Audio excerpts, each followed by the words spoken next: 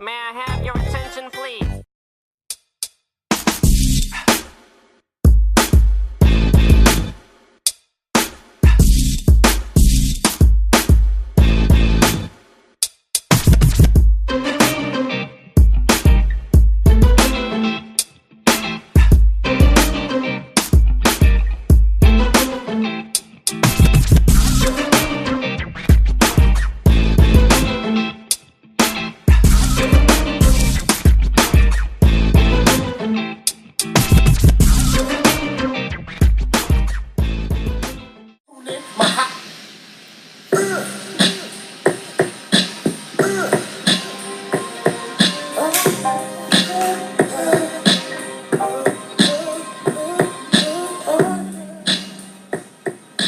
In this special edition of Sticks and Picks, we have Mike Rosales, the Ro of RoMa Craft. We've got Danny Vasquez, the sales rep for RoMa Craft, and then my boy Jam, Mitch Stott down at the end.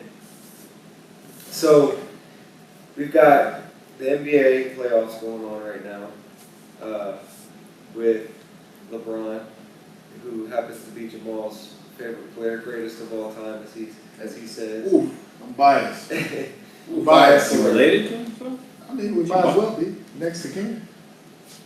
Great player. We also have the NHL playoffs, or actually the Stanley Cup going on with Vegas and the Capitals as well, that's taking place. But before we get into the whole LeBron debacle, let's talk about some of the cigars I have. We've got the Mastodon that just came out, correct? Well, you want to explain to them where you guys are at? Oh, right, the layer, Yeah. the RoMa Craft layer. Okay. And so you're broadcasting live from direct from RoMa From Craft? RoMa Craft, Okay. yes sir. All right. And yeah, it's the HQ. That was a shameless plug. It was. Well, it's more of an invite, you know. If you want to check out RoMa Craft headquarters, you know, just this background should be a little taste of what you can get. Wicked Animal. Yeah. What excellence is all about. Absolutely. And I want to say that this is a great facility. I've been in here, this is my second time. It's a great environment, great staff. My man Mike showed number love the first time I came. Great product too. I mean, sometimes we support things just because it's local or I know them or, you know, this is my family or whatever. It's not that good, but you guys are actually good, you know, so. We appreciate you coming out. Thank you guys for having Thanks for having us as well. So he's been here twice. Cole's about to start paying rent. Yeah. You know, he shows up more than I do, probably. So I want to get into, Mike, tell us a little bit about your background, how you got started, your love for cigars, why you wanted to start RoMa Craft or your own cigar line. Could you tell us a little bit about your background? Sure. Yeah. I was in real estate. I went to the University of Oklahoma. I did a foreign exchange program in Costa Rica, stayed there for a couple of years, and then came back, moved to Austin, got into real estate, and then between 2001 to 2007 had a brokerage, but about 2004 I went back to Costa Rica. A friend of mine was getting married, and found some property that the family had a local, and they wanted to get rid of, and so I took it and built some condos on it, and but you know, kind of during that process, there was a couple that was rolling cigars, that was making cigars. I kind of hung out with them. You know, I was kind of fascinated that they were making cigars. That was kind of cool. I wasn't ever no real experience with that, and so you know, they were kind enough to really show me what they were doing, and we were hanging out, smoking cigars together, on and off time.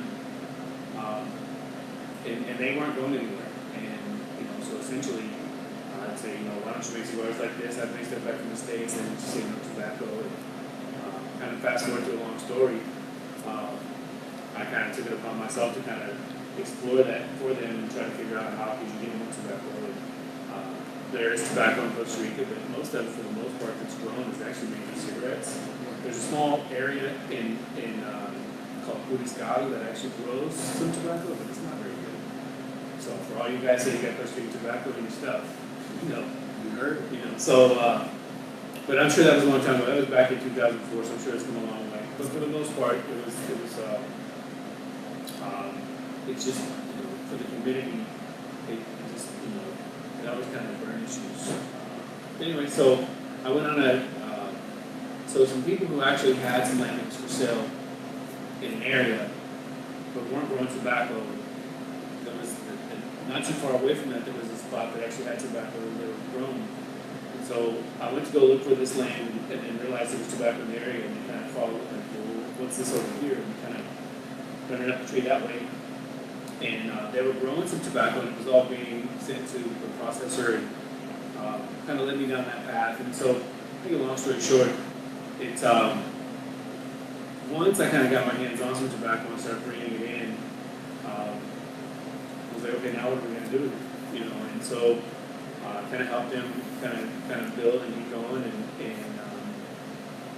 make a long story short, I just kind of fell in love with the overall process and the camaraderie, and just kind of enjoyed the cigar stuff. The crash started to kind of happen in 07, 08, and so then I kind of took it upon myself saying, well, if I could get some cigars made here and get them in 25, 30 accounts in the U.S., we kind of get some mailbox money while the cycle kind of came back around, and I'd be in a good position, and then just quickly said, I think this is my journey.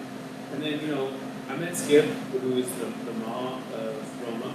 Yeah, I was just going to ask you about that. Yeah, so Skip had a cigar shop in Galveston. It was also a very avid cigar smoker, and we kind of ran in the same kind of group, but weren't really close. It wasn't until probably 2009 that we started really kind of getting closer as a friendship.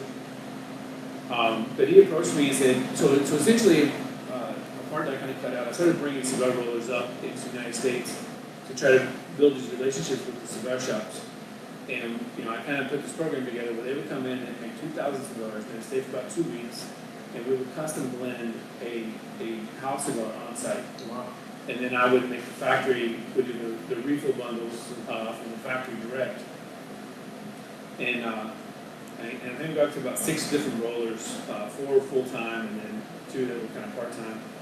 And, when it all kind of, Skip brought me some cigars and said, could you guys remake the cigar that I used to smoke and love and sell a lot of it at my shop. His shop got hit by the hurricane. And so I said, we can take a look at it. And, so after some trials and errors, we came up with what was called Magazine Today. And that was about 2010. And then in 2011, we went down to Nicaragua. We opened up the factory, built the factory behind Esteban's house, who kind of procures all that tobacco for us at Nika Swingman. And then 2012, we launched it, the XCPR, and kind of fast forward to where we are today. So. Great product, man. But I want to dive into Brother Dan. Sure. Can you tell us how you became a part of the RoMa Craft team and your love for cigars, your beginning, your start? Sure. I mean, I was kind of, for me, it was really a hobby that I just took too far, like most guys do, that sit in a cigar lounge for too long. You start, I could do this shit. It started out as me and a buddy were going to open a shop, and then we just kind of, at the time, wasn't viable for us to do it, just in the geographic area that we were in. It just didn't make a lot of sense, but we quickly turned into, us getting our own blend, our own brand. So that was kind of the genesis there. That took 2 years, and then he actually moved on to a great career. So it was by myself, but it took me about 2 years from when I said, hey, this is something I seriously want to do, to be able to get to a factory that would work with me and not just kind of give me something off their shelf and, getting, screwed here and there a little bit. You're actually doing all the legwork for that too by yourself. I was, correct? yeah, Making all the phone calls. Yeah, cold calling, going to visit factories and getting companies to you know, what a lot of people don't realize, I mean, you gotta get someone, you know, unless you skip, but, you know, you still gotta get a company to do it, is design your bands, design your boxes, then it's another company that actually manufactures the band, another company that manufactures the boxes. And if you do it smart, like the factory I was working with, La Aurora, huge factory in the Dominican Republic, it's cheaper for me to find the box company there, right? So that took some legwork. Thankfully, I had you know, some great folks that kind of pointed me to two really good guys, and then got the bands created and all that. I mean, that's after a long, you know, a year process of getting the blend and the cigar together. That's really what the fun was, and also the hardest part, to be honest. I mean, it took probably 3 or 4 rounds of completely changing the cigar to it was something I liked. You know, I wanted something with not super full strength, but I wanted a lot of flavor. I wanted something you could smoke every day. I wanted something you could smoke in the morning when you eat. You know, just that was kind of my idea. I'm not a master blender at all.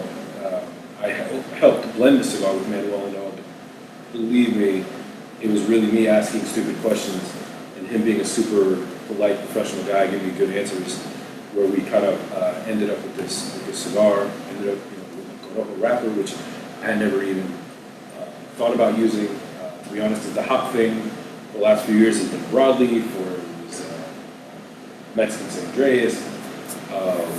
So going Corojo was a good thing, because with it, you know, people either don't know Corojo or really like Corojo. There aren't too many people that don't like Corojo. I think it's a great cigar. That was it's called the Voyage, correct? Yeah, it's called the Voyage. Was called the Voyage. Right. So how'd you end up with the name? What made you name it the Voyage?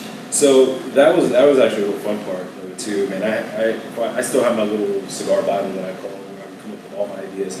Any stupid idea. It's funny, I look back at it now, I was like, man, that was a fucking terrible idea. Now that I know more about the cigar industry, I'm like, yeah, that could have worked if it was like a lost and found product, or if it, you know, whatever.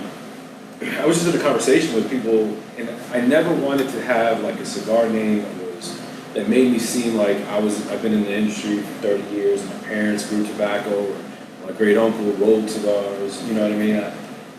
Because that just wasn't true, it wasn't legitimate, right? So what I wanted was to kind of show that this is my beginning, this is my, you know, entrance into the cigar industry, into the cigar world.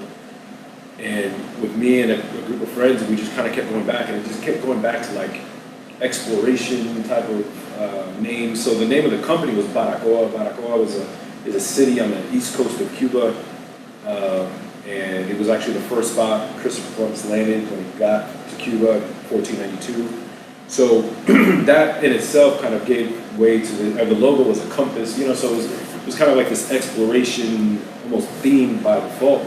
So, you know, there was kind of words like that, you know, the journey, this, and I was just like, you know, and then I just said the voyage, you know, this is my voyage into it, and it stuck, and everybody was, you know, kind of ended right there. And whenever, you know, well, then you got to look it up, make sure it's not taken, right? So once that was good, it was just like, you know, fuck it, let's run, you know, because the cigar name is cool, but if it's a crap cigar, it doesn't matter. If you got a stupid name, if you got a great cigar, it doesn't matter. So, you know, at the end of the day, it was just like, it's a cool name, now let's make a great cigar. You know, from what I was basing it on, I loved it, it was good, the name is cool, all right, now design the band, right? So the band is, especially when you compare it to a RoMa Craft band, it's very elaborate, right? It has like an old world map on it, it has some flourishes, it is, you know, so that stuff was just really, really, finally really cool to see, real fun. But lo and behold, this all happened pretty close to August 8th of 2016, which, if you guys don't know, was the cutoff date for the FDA ruling, right? So, had I had the time, experience, and maybe not even so much more money, but I would have come out with a bunch more cigars before that, and then slowly release them over time, which is what I should have done. But that also put me in the spotlight with an organization that I helped start called Save the Leaf. And I mean, that put me in a spotlight that I wouldn't have been able to do by myself. I was on shows called Cigar Dojo, Cigar Coop, Stogie Geeks, Cigar Federation, all talking about Save the Leaf. So what happened was, the Save the Leaf guys, they invited me to go to Vegas at the trade show and kind of work the Save the Leaf booth, and then gave me the opportunity also to display my product at the show, so for free, right? So, I mean, if you're ever going to start a cigar industry or a cigar company in the industry, which is very tough right now, but let's say FDA goes away and you want to do it, you gotta spend the money to do the trade show. I mean, it's the quickest way to get in front of consumers, or to shops, not so much consumers, but retailers, and that you get that opportunity to talk to them. Set your expectations low, but be ready for anything. It was great. Signed a bunch of accounts in about 2-3 days, more than I had anticipated to sign. Had my launch party, and the week after, and everything was great. Fast forward a year, the reason why I kind of continued going was I really expected us to be further along in the FDA, the fight against the FDA process, right? So I was like, let's do this for at least a year. This has to change. It's a stupid rule that just doesn't make any sense. Especially when Trump came into office, regardless of what you think of him, he is for deregulation, right? So he doesn't like all regulation. So that was kind of another bright spot, even though the cigar industry is a drop in the mass ocean of what the hell's going on, right? But it was still like, maybe this is an opportunity. Kept hustling, kept going out there, got into about 50 accounts across the country, which for only being there about 6 months, and this was really only a part-time thing, it was huge for me. I was much bigger on social media than I actually was in real life, but the shops that I had were great accounts. Famous Smoke Shop in PA, B&B, which is one of our biggest accounts in Philadelphia. What's up, Mike and Vince? Yeah, Mike, Vince, what's up? And so it was great. I was in shops in Florida, and I was traveling to do these events. I got into Canada, and it was just, it was great. Then 2017 comes, IPCPR, and I make the decision not to go because I only had the one cigar, right? And for me, it being just, there was a lot of rumors of how IPCPR would go in 2017, where we'd low attendance, and there was probably, 700-800 new SKUs that all these guys were dropping because, they had saved them up, and now they're gonna, and I just felt personally I was gonna get lost in it. I would have spent, $2,000-3,000 on booth build out, another $2,000 on room and flight and food while I was out there, and I just said, I don't think it's worth it. So then I kind of got into the thought process of like, well, if I'm not going to do it, then what am I doing? How long can I push these couple cigars? So I decided to stop the company, and that was actually a really great feeling. One, because I did it on my own terms, but I came out with a press release about it. I sent it out to some of the cigar media outlets, and it got picked up by like Half Wheel and Cigar Coop, and I did a couple more shows, and they were really just the response could have been, well, good. It was a shitty cigar anyway, right? But it was actually very positive. Like, oh my God, so a lot of people. This is one of my favorite cigars. I can't believe it, and I was like, it was kind of a good feeling to go out like that. And then that was it. Flip side, Skip was actually probably the first person to reach out and say, hey, sorry that this happened. It looked like you were doing really well with it. If you ever need anything, just let me know. It wasn't, and that that was it. It wasn't a job offer. They weren't hiring. So in that, I joked like, well, are you hiring? And he goes, you never know. Just joking. Fast forward like a month later, probably, the guy that was working here before ended up quitting. So they did have it open. And in that, made another joke to Skip, like, hey, so you're hiring the same way I worded it before. And again, it was like, well, you never know. And then probably a month after that, it was, hey, would you really consider moving to Austin? And I'm like, oh shit, here it goes, right? So You're from Virginia, correct? I live in Maryland, right? So I said, well, the answer was, well, if it made sense, absolutely. and that was it. They flew me out. I met Mike for the first time, and flew me to Oklahoma first. Where Mike was, we met up. We hit the shops. We did an event, one event, two. We did an event,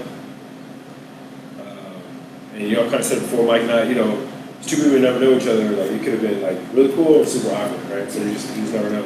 And he's a hard one to get along with sometimes.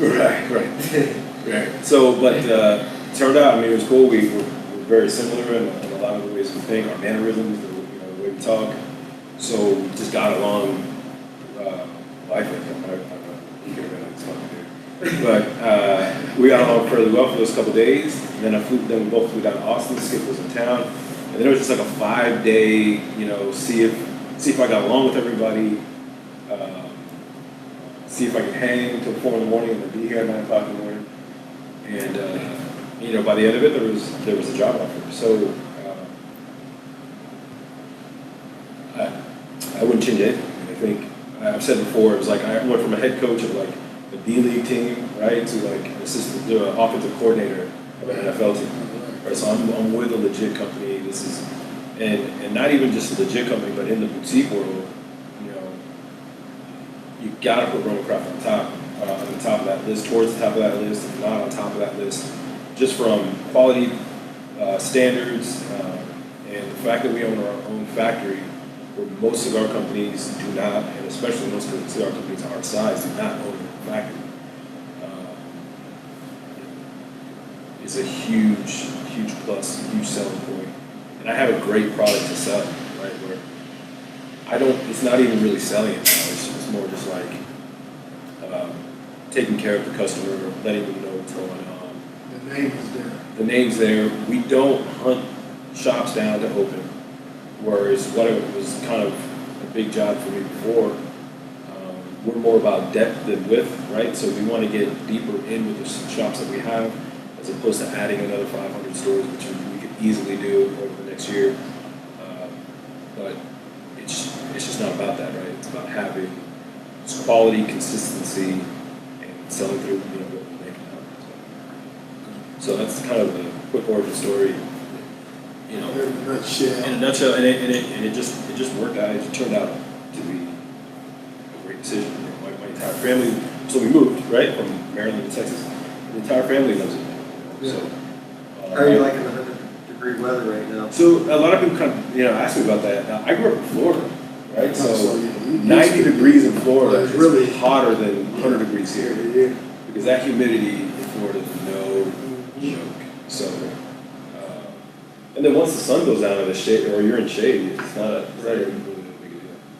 It's true. It's like a 20-degree difference or something. That said, I barely go outside. So. Yeah. I got air conditioning. So, I thank you guys for sharing, your stories with us and everything. But I know from my experience with RoMa Craft, you guys pay very close attention to detail, from the bands to the hats, the logo. And we're in the facility, the layer, I call it the layer, Bat Cave, or AKA Bat Cave. So, Weasel Den, baby. Weasel Den, baby. So that's where we're at.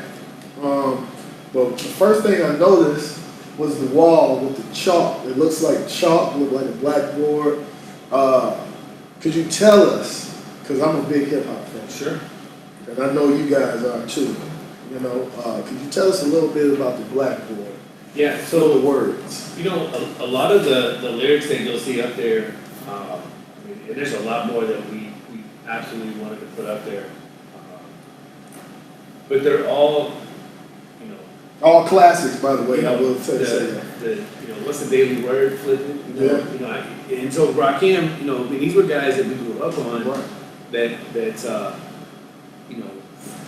everything about them, it's humble beginnings, from the streets, grinding, having to work for everything, and for the fact that I grew up watching Young TV Raps as a kid. It was The great Ed Lover. That's it. You got to get you. Yeah. So, that was I came home from school. I would watch WWE or WWF back in the day with the Von Erichs was on. So that would kind of my parents weren't home. So it works. So y'all had freestyle. Yeah, so it was a rough house. I had 3 brothers, and so my parents worked evenings, so we kind of raised ourselves. But then, so once that was on, Young TV Raps came on at 4, and then that was like the show. Then you kick it over to BET, and you watch whoever Fortier, on back then. Rap City. Rap City, yeah. Yeah. And so, and that was, it started. I got my first record was UTFO, Roxanne. Yeah. That was, so man, that girl they called Roxanne. Yeah. Stuck up. And I played that track over and over and over again. And so, so for the rap stuff, it's a lot of these things that just become kind of phrases, but become part of our culture, right?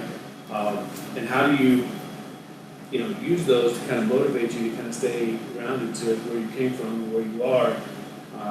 Kind of like Danny had mentioned earlier, like, well, I met this, this guy, my cousin, uncle doesn't do tobacco, whatever. Well, none of us really are for the most part, right? Like, we all had to, we're a couple business guys that have done well for ourselves, but are passionate about cigars, passionate about tobacco. And have done very well for ourselves, right? There's a lot of guys who get in this industry and they become successful that they completely are assholes or dicks, right? I mean, and not everybody. I mean, there's a good amount of them, but every time you get success, so you get a little bit of success, it changes you. And so for us, it's kind of how do you kind of bind kind of the old to the new, and to where you kind of remember where you came from, so that you kind of stay grounded. Yeah. So that's we can go through. No more sardines for dinner. Like all those things. I mean, I used to use. I had to come home and make I get some bread and some ranch dressing and some cheese, and that was my dinner. Sugar right? bread. Sugar bread. I mean, a little peanut butter, and some honey. Yeah. That was it. So I didn't. Skip didn't have a normal upbringing. He lived with his parents were killed early in his life. His sisters kind of raised him. Just kind of like my older brother kind of helped me out. He's 5 years older than I was, but and I'm not trying to say I had a bad lifestyle or a bad home because my parents are still married, but they just weren't home.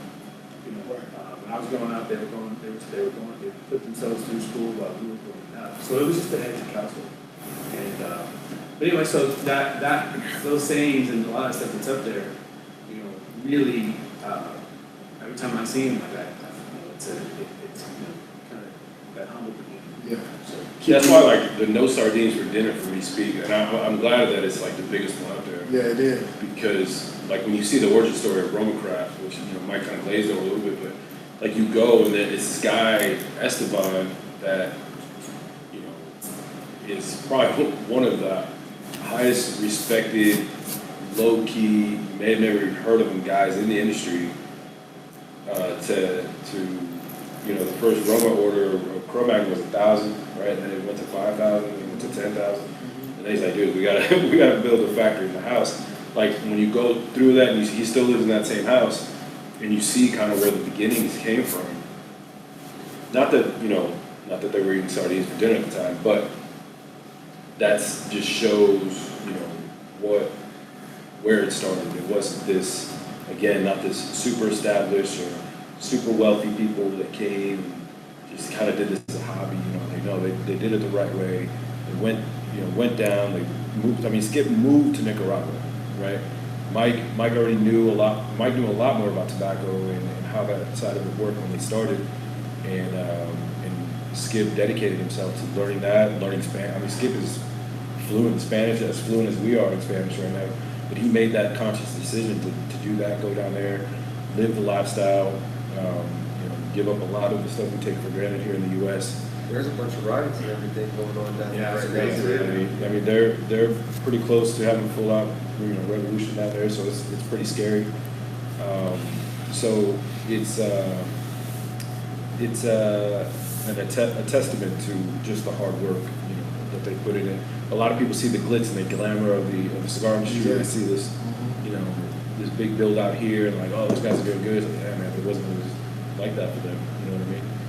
Chip So, also lost his shop in Galveston too, didn't he, in a hurricane? Yeah. So he got hit by Hurricane Ike, and it flooded the shop and wiped him out. So And that was before RoMa Craft. that was before, yeah. Right. So I think that was end of 08, 09, 08, 09, somewhere around there. And you know, that was I mean, obviously that's got to be. I've seen the pictures. I mean, it's and I know every time we've been down in that area, you know, we kind of drive around like it you know, it stings. You know what I mean? Because I mean, you know, the shop was doing well, and you know, to kind of have it pulled out from underneath you for no fault of your own, you know, it still hurts. So that's, you know, and that's kind of what the conversations, you know, he was looking at doing a cigar shop here in Austin.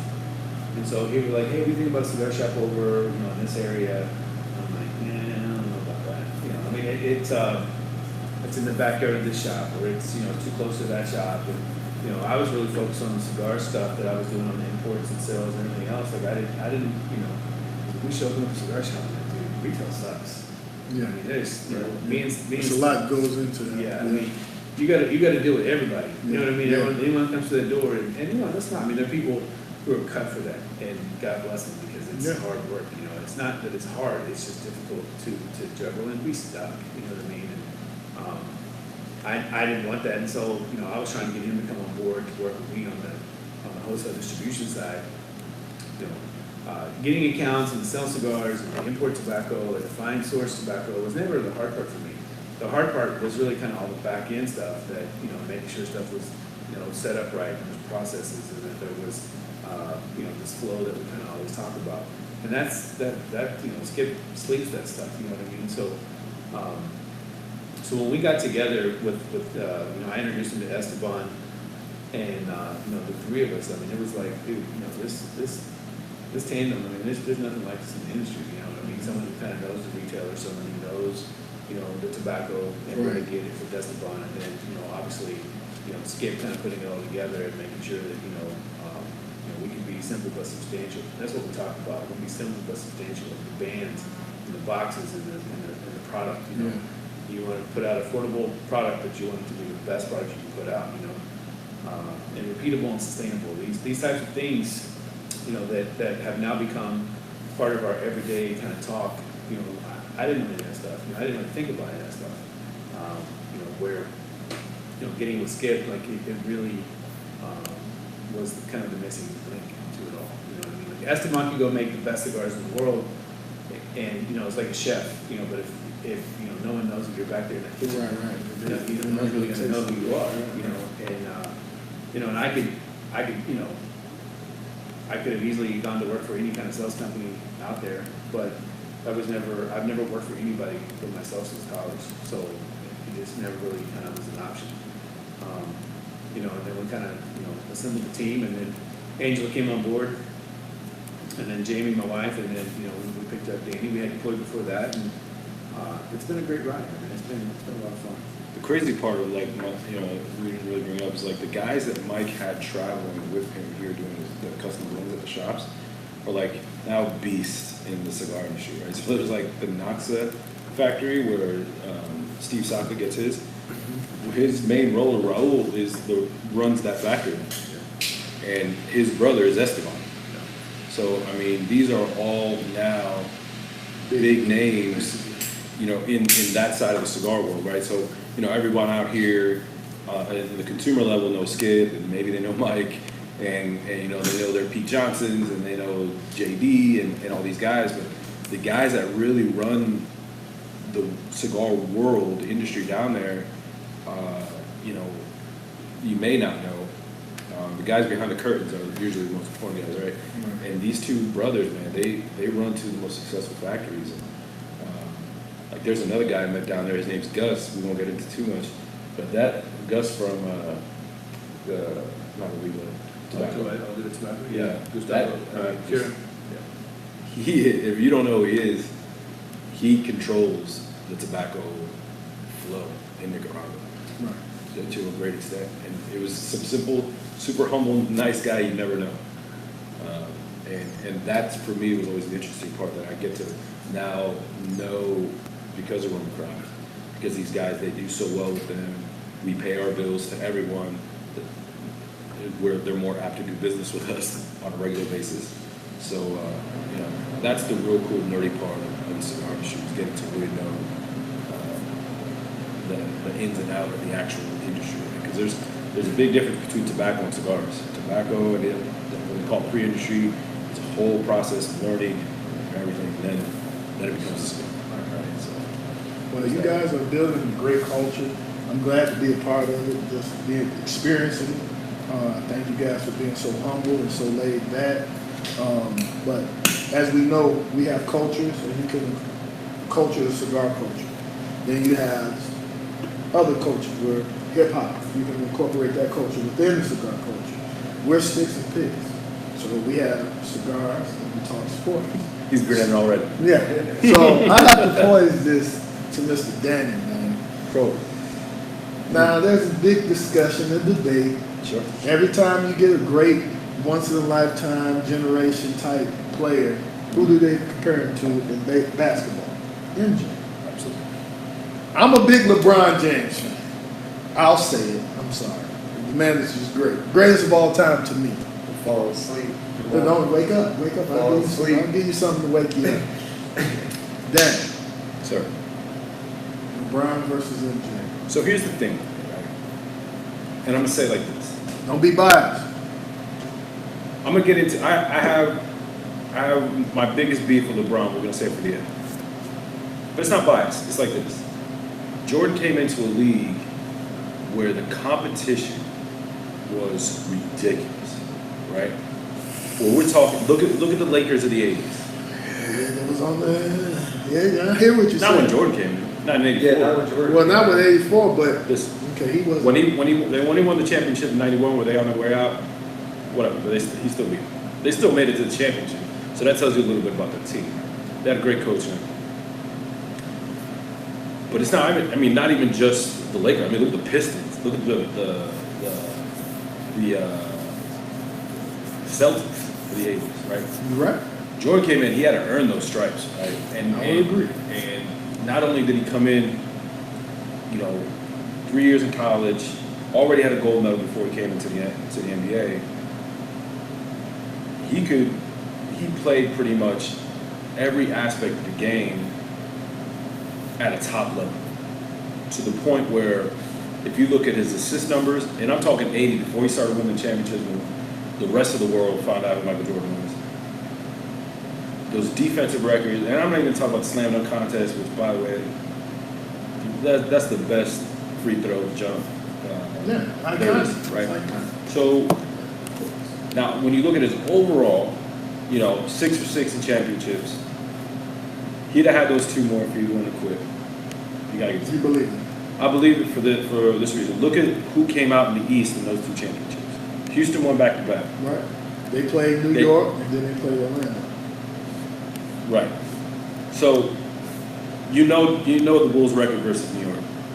Yeah. Orlando wasn't ready, and I'm gonna tell you because they got swept in the championship. So coming out the East, the Bulls, because the Bulls still made it to the second round of those playoffs both of those years with just Scottie Pippen. I mean, not just Scottie Pippen, but Scottie Pippen lost half the team. Him and that supporting cast that he had around him, they still made it to the second round of the playoffs. So imagine throwing Jordan's 35 points a game and his attitude and his shit-talking ability that gets into people's heads on his games. It's really hard for me to think they wouldn't have made those 2 years.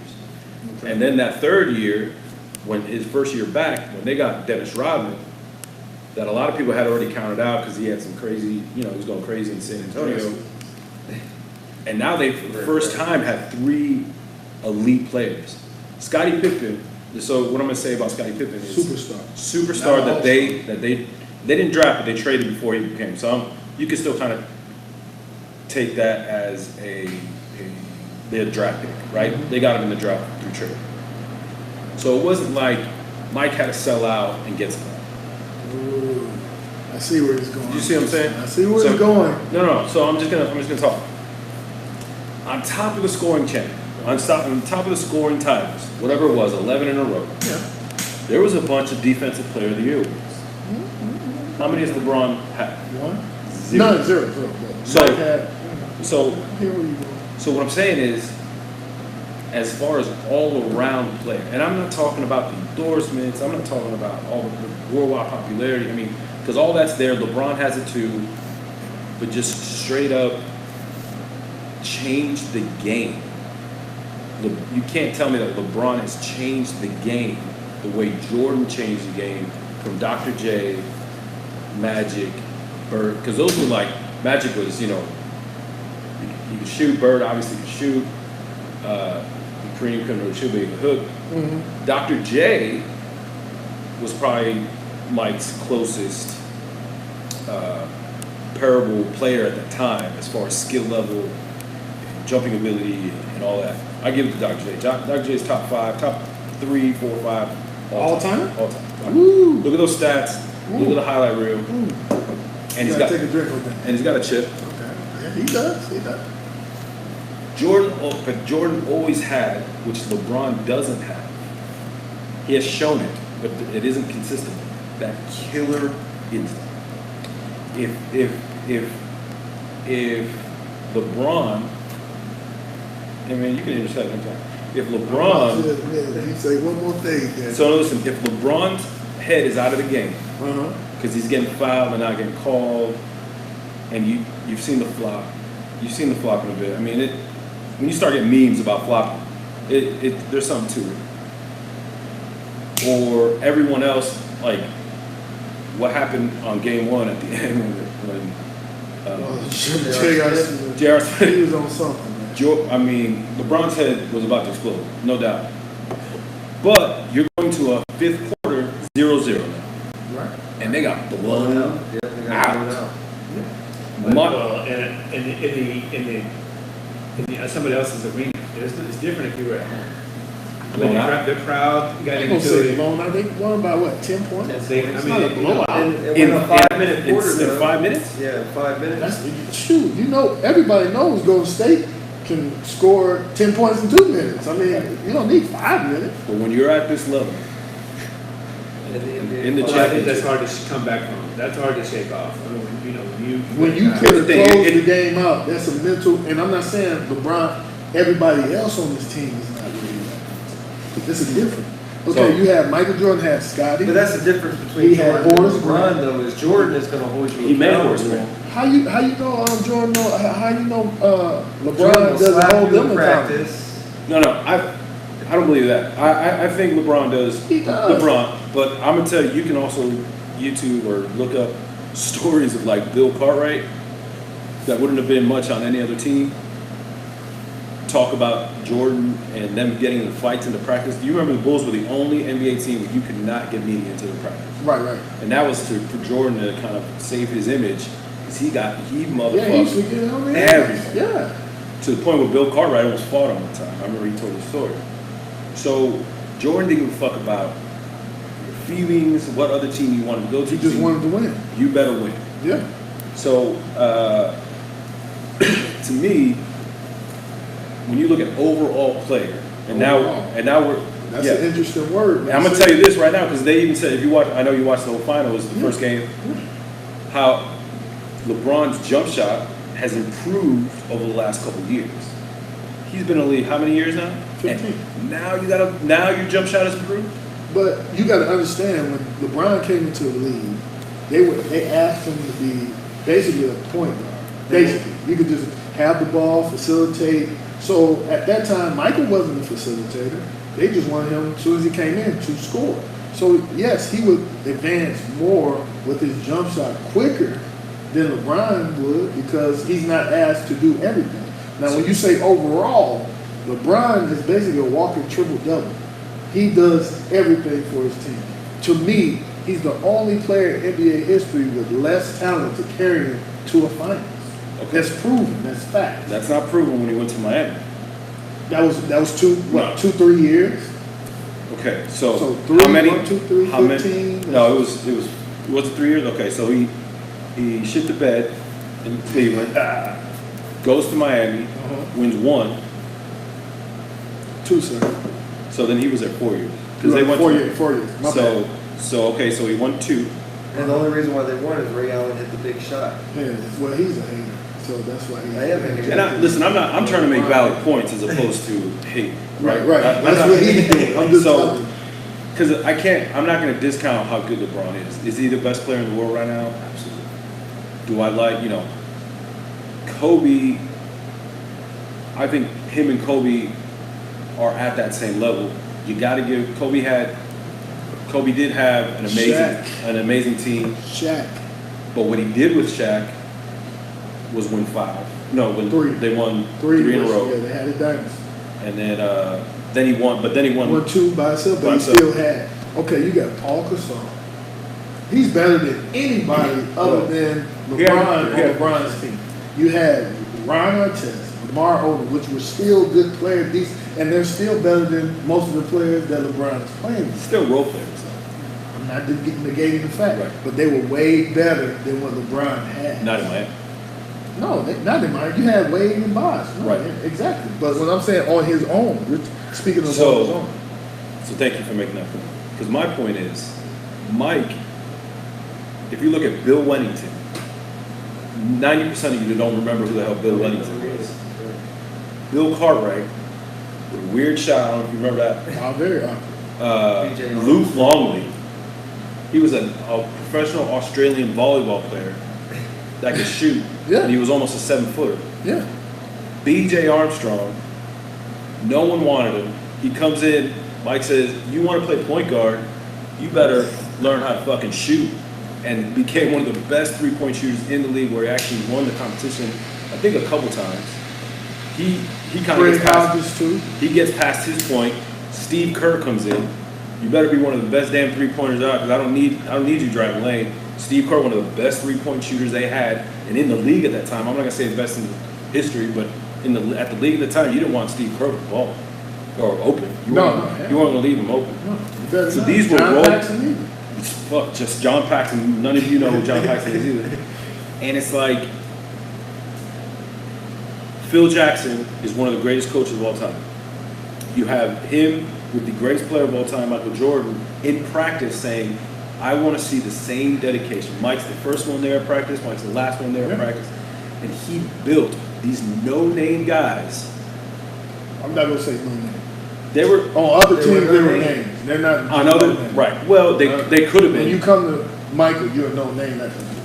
Well, what I mean is the work ethic that he made them subscribe to, put them at that level. Right. If those guys end up in, I can't even remember another team from like what was a crappy team back then?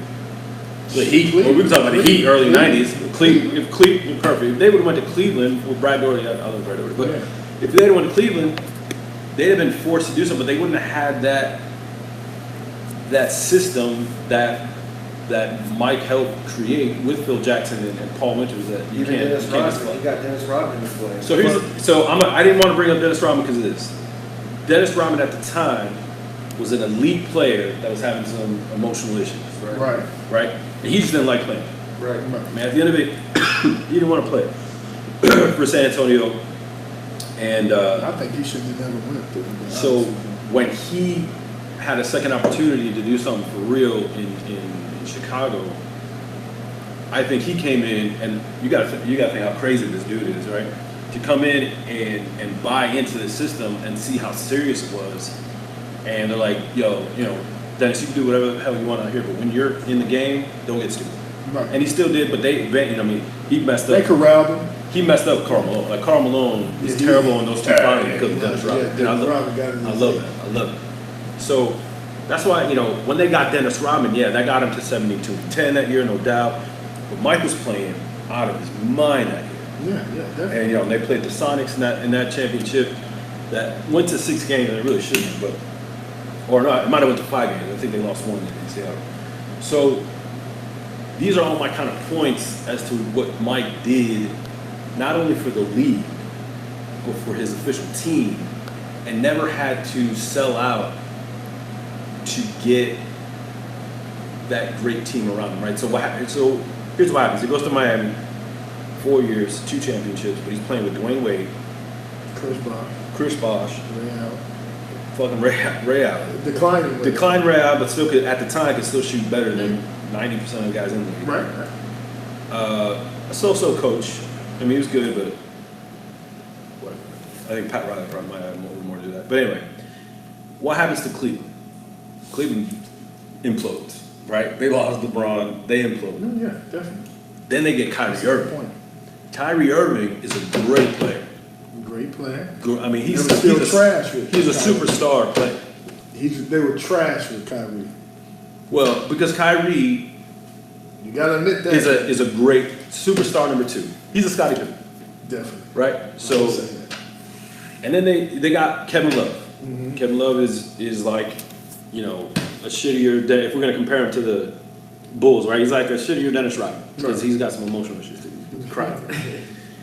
So then LeBron's like, well, I'm gonna go back to Cleveland because you know these guys are all old as shit. Miami. And I think the run was over at that point. And He felt it. well, the run was over because they only won 2. They won 2. Most people don't win 1. Well, You know? yeah, but when you're going to compare him to Mike, 1 isn't enough. Because see, and that's when you made my point. People compare people to Mike because he was 6-0 in the finals. They used that same thing. He never I lost think- in the finals. I didn't say 6. I I didn't want to personally bring think that up. that You said it earlier. No, I was hold on, real quick. The reason why I say, okay, Mike won his first championship in his 9th year. Oh yeah. Here's my. Look, we had Prior to that, The Lakers. and I'm gonna attest to what you're saying about Mike. Mike, when he came in the league, you haven't seen anything like him. When LeBron came into the league, you seen other players like him, but let's fast forward. No one at that size and speed. No one at the Yeah. side of the and other athletic true. players. Back when Mike came, you had little Daisy Duke short, Yeah, yeah. no definition, nothing. And Mike was like a freak of nature. LeBron is still a freak of nature with the advancement and the evolution of the game. Physically, of course, he's 6'8", 240, whatever. 260. 260. He's a big dude. I mean, Fast. he looks like a wide receiver, Right. right? And I give it to him. And Mike was a beanpole with a gold chain and After he when he faced came the, in. after he faced the bad boys, he went into Yeah, he he hit went the into gym. because he couldn't take that pound. But if you look at the East Right. over the last 10 years, Right. They suck. after the Boston 3, which they should have won more than that one that they did. Too. And Detroit. What do you mean? Detroit Pistons. The 04. Oh, okay, go ahead, right. Remember that? Yeah. With Rasheed and all Yeah. them, Bill Yeah. Wallace. That's true. They after kind of that, the East is terrible. And it was trash. So for them to say, yeah, LeBron's been to 8 straight and 9 out of 10. 3 out of Well, he's been to 8 straight, 9 out of 10 championships gone to. The East was not as strong as it was when Mike was playing. Pistons, Celtics. Boston, exactly. Boston Knicks. still is. And they- Orlando had Heat, too. Orlando had Anthony and Shaq, and they beat them too when they came back. Remember that? Hey, we still wearing 45. We don't count that. Yeah. So then, Out there. yeah, I guess that's fine. I guess that was a half a year. The Knicks were still decent. So I think that Mike Indiana too. fucking Reggie. I mean, look at Reggie Miller. you said Rick Smith, Yeah. Mark Jackson. Yeah. You had this amazing East. The East was tough. The East was tough. It was. So it And sounds Mike, sounds like what you're saying is that there was a lot of parity in the NBA at that time, but now you just got 3 or 4 teams that are stocked up. well, because the difference is back then you didn't leave your team Yeah, to a loyalty, super. right. There were no superstar teams unless you built the guys from within, which is what they did. Now, I The mean, damn Bulls team was superstar. but Dennis? but Dennis was only 3 years. Hold on, but Dennis, Mike, Scotty, Tony But I'm Kukoc. talking about. That's an But I'm all-star talking, team. right, but those are drafted players. Not that they went out and hired these guns, except for Dennis Rodman. But Dennis Rodman fell on their lap. All right, I mean, that was like, of course we're going to take a guy like that because we need defensive rebounding. And I mean, who knows what he averaged in points? Maybe 10 points a game, 12 points a game, Right, something. right. So he was there for defense, and he knew his role. Yeah, Right. he understood that. So, besides the caveat of Dennis Rodman, and I'll give it to you, yeah, that was one superstar that they went after. Everyone else was built up from the perspective of like those three or four centers that I mentioned before: Horace Grant, did have his place, but you saw what happened to him when he left and went to Orlando and thought his shit didn't stink. After Shaq and Anthony were kind of done, Horace Grant disappeared, Yeah, right? definitely. He didn't win it again. But he so was still good on him. he was still good on the line. He He was was- a good third option. They he had wasn't Dennis. Chicago Bull. He wasn't Chicago Bulls first round. He was good. He wasn't good. Chicago Bulls good when he was there. But he was more of a He was the power. Well, he was the he small was more of forward. a, like a role player on the Bulls, if you will. Like he had a role player Right. type of assignment. So his problem was he went to Orlando thinking, well, I'm gonna show these guys how to do it. Mm-hmm. And like, bro, don't you realize Anthony, this little skinny kid, is twice as good as you, and Shaq, you'll never be a Shaq. Ever. And I think it just didn't work the way he thought it would. That Dennis Scott was a much better shooter than him.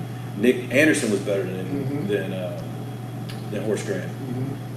So, I mean, I remember them carrying Horace Grant when they beat the Bulls in the playoffs, right? Like, yeah, it's like, dude, come on. Like, congratulations, but one, you're throwing dirt at the team that got you 3 rings, and the only reason why people know who the fuck you are, right? And you got these big glasses, right? So that's kind of why what Jordan did from where he was to where he elevated his team and dominated. I mean, absolutely dominated. Where they 2 years, they had the best record in the league at 61 was 68 wins. Then they did the 72-10 season. Like the competition level when Jordan was doing it, especially on the East Coast, because the West Coast has been deep for 5-6 years now. Right? Yeah. So yeah, LeBron's been in championships 8 seasons in a row. Like, yeah, because everybody else in the East sucks. Like you better fucking make it. Right. So, there's that. So now what we're gonna talk about is how true is that? 8 in a row, 9 championships you've been to, you've won 3. So I didn't want to bring that up, right? But you did. So he's only won 3. So that shows me that when it gets to the competition level of the West Coast, where they're big, they're fast, and damn near everyone on the West can shoot. Especially Golden State, you know it. 4 years now they're 4 years in a row playing Golden State? Yeah.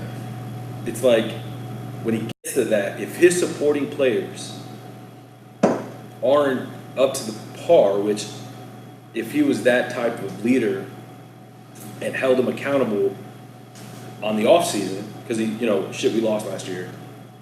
All right, we got to do it again. All right, so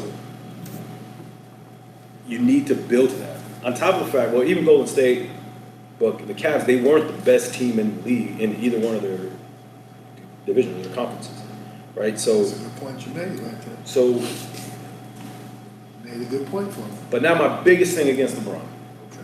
Good. you came in the league and you wore number 20 fucking 3. And not once, why is he wearing 23? He likes the But this was all. Because he likes the number. This is all. Are you He telling me likes right the now? number. So it has nothing, why does he like that number? It has nothing to do with Michael Jordan wearing number 23. No. I feel like LeBron Nah, I hate him James, anymore. from I when don't he was even in hate high LeBron, but- school was actually being molded, I guess you could say, to kind of take Jordan's spot because Jordan was on his way Don't out. say that, Cole. They needed somebody Don't do else that, to Cole. replace Jordan. Don't So do that's that, why Cole. he came in on the Don't king. do that, I'm Cole. gonna wear number 23. Here we go. Yada yada yada. The hate is coming out. And like It's Diddy really said though, poor. he has not once paid tribute to say I'm wearing number 23 because Michael Jordan was my favorite player. So that's why I love Actually, Michael Jordan wasn't his favorite. His favorite player was Allen Iverson, actually. So No, and that's true. But when you want to be the GOAT, you're gonna wear that number. So he liked that number, yeah, man. Because 23, the number 23 is just synonymous. Okay, so basically So, you're telling me but you're then taking never- MJ over LBJ. Easily. Yeah. So Dang, you just said that. See? would I still would I draft LeBron? Yeah. Well, I'm not- So to start I'm a not franchise, who would you take? Mike, LeBron. Mike, and it's for all the reasons I said about what he did with his team, the way the work ethic, and the way he was able to elevate his performance, the performance of the rest of his team, to get these, which I think these at the time when they were like, okay, who the hell is this Australian Luke Longley or Jeb Bush or whatever, and make them play at this elite level. Mike would help me with the rest of the damn team. Okay.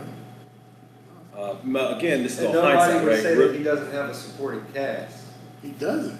Not like Mike did. No, He just but Mike, that's mentioned because all the Mike people. had Mike had a great supporting cast built- and a great coach. Mike built that supporting team.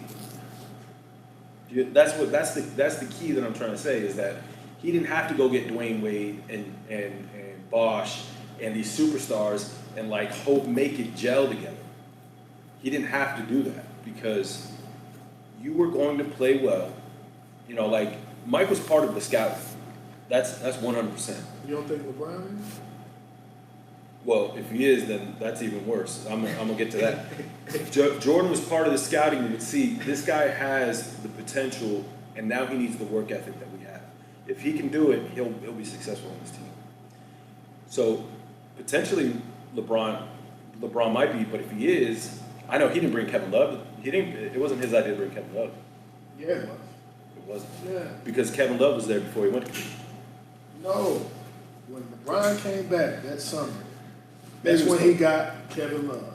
Wait. They traded a whole bunch of players to get Kevin. They traded Andrew Wiggins, first rounder, to Minnesota for Kevin Love. That was after LeBron got there? No, that's when he came. That Right. summer he came. Right. Remember No, I remember it was the first year. Right. He got Kevin Love. It was the reason why Kevin Love came in because of LeBron. So real quick, you got MJ.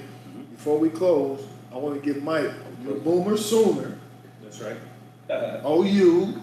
They're known for their football. College season is coming up. What do you think they're going to do this year, Mike? Ooh, that's a. I think they'll win the Big 12 champion, and then they most likely will probably play Georgia in a rematch in one of the BCS bowls, but not the championship. You don't think they have a good enough team to Well, do I don't know, man. This kid, Kyle, he just got drafted last night in the 9th pick in baseball.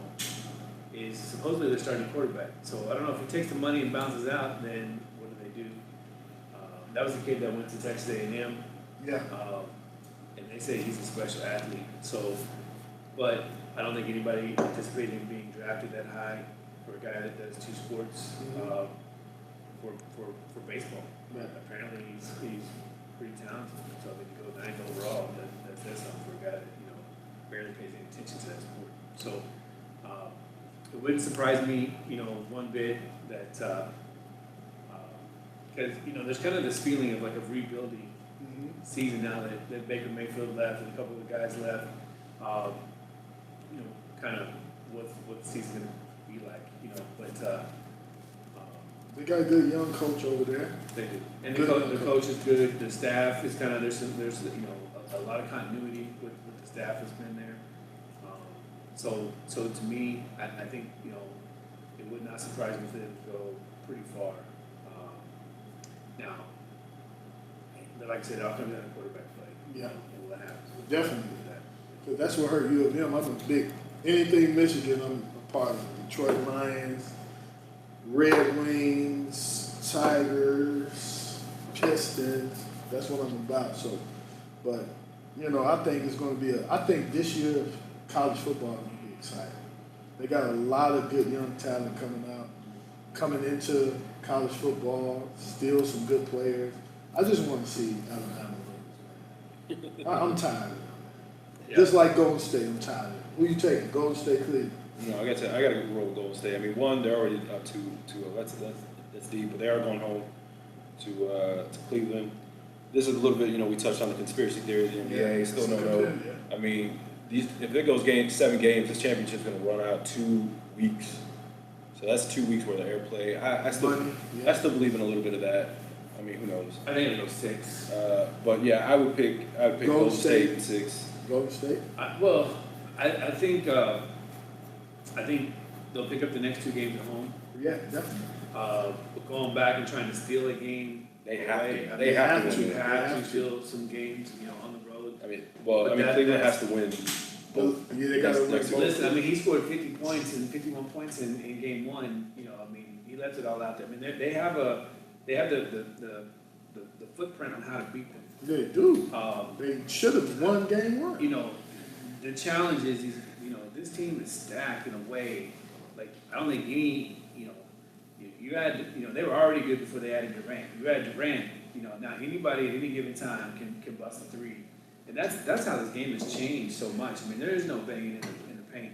No, no more. It's I all mean, shooting. Houston's shooting, 40-something plus Threes. threes in Yeah. a game. That's just unheard of. The So, game's changed.